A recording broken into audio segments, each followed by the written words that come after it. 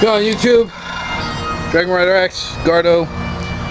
So, I've been told that I need to cut a more updated video on the Widow, and it actually coincides with the fact that I just did a 15,000 mile inspection, tore the bike down to the frame, checked every nut and bolt and everything you could think of.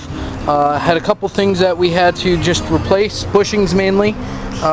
We took a look at a couple of the screws and some of the nuts and bolts, how everything else was holding up. The wheels, I'd like to tell you, they're actually still original. We did change the wheel bearings a while back, so they were still good. The spokes are all still in excellent condition. The rotor's in great shape. I had changed the brakes about 3,000 miles ago. The bike is about 100 miles shy of hitting 15,000 miles right now. So one of the first things I did was had the sissy bar. I used to cut across over here. Took that out. I actually found a set of nice real, just almost flush mount rear lights. So put those on there. I lost my, ended up losing my tag, so I had to get that replaced by the DMV. I've got on here stainless steel struts instead of the S-curve struts. These used to coincide with the sissy bar that I had on the bike.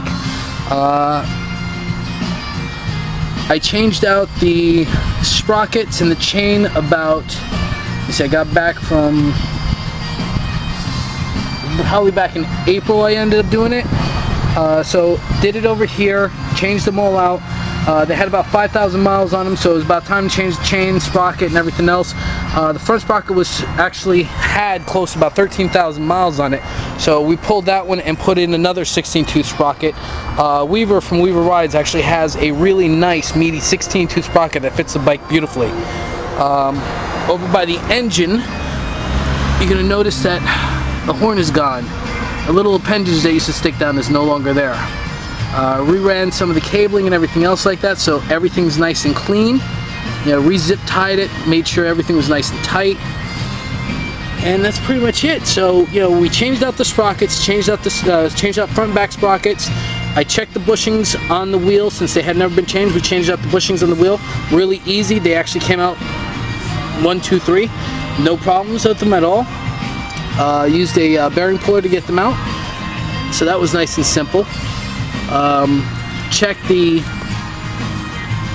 We ended up checking the bushings inside the forward controls.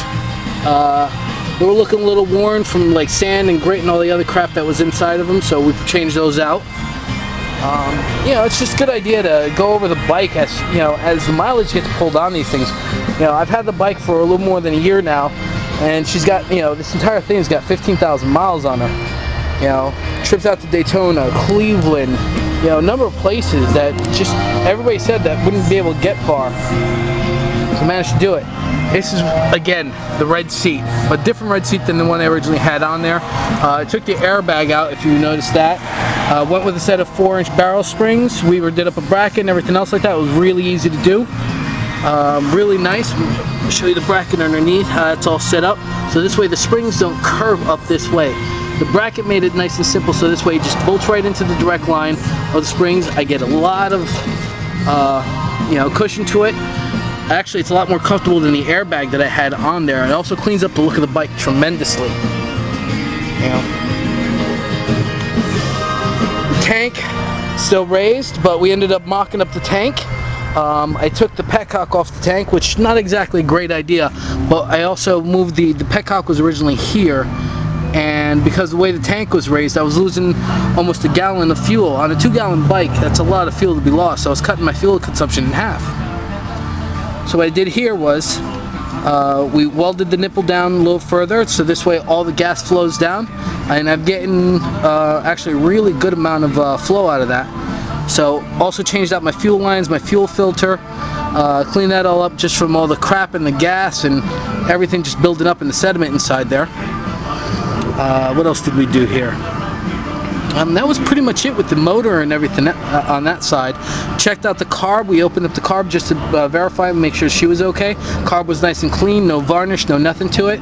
I don't give the gas enough chance to actually sit in the carb, so I'm usually filling up over 2-3 days, 1 to 3 days, because of the amount of riding I do. The other thing that we did was Weaver makes custom shift rods, and this knuckle joint here and here, I don't have any of the flex in the plate like the original ones did, and let me tell you, she shifts so beautifully now. I thought she was shifting like butter before, but now it's just a simple tip, tip, tip, and she's gone. She's shifting like crazy. Here's the back side. I also changed out the rear sprocket and went with a 38 tooth sprocket. Cuts out my revs at the higher end. The bike's hitting a really decent speed. She'll hold a 75 speed consistently. And then I still have passing speed 80-85, and she'll even brake beyond that. And just some aesthetics, what I did on the bike over here. 8-inch Fat Boy headlight. Changed out the gauge clusters before going down Daytona. And when I went down Daytona back in March, it was reading at 0. Actually, I'm 28 miles away from breaking 15,000 miles.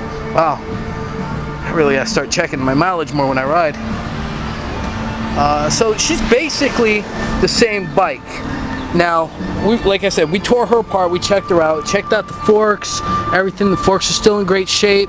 My bearings are in really good shape over here, so that was all fine. We checked all the electronics, we opened up the tin, replaced the battery, because the battery, it's been a rather hot summer, and I've been riding the hell out of the bike. So,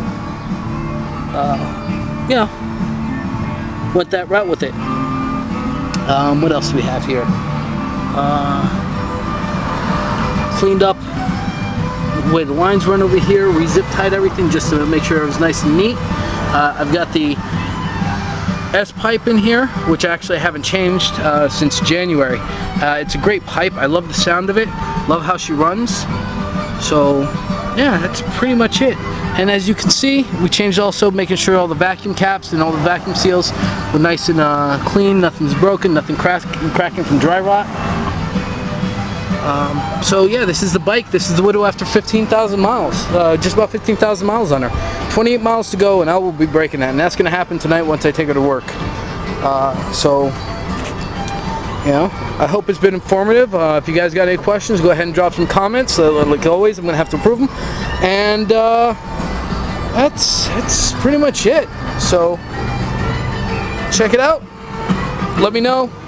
I think she's looking really good. She's handling really strong. And you know what? If I would have brought my key out, I'd start her up, but hold on.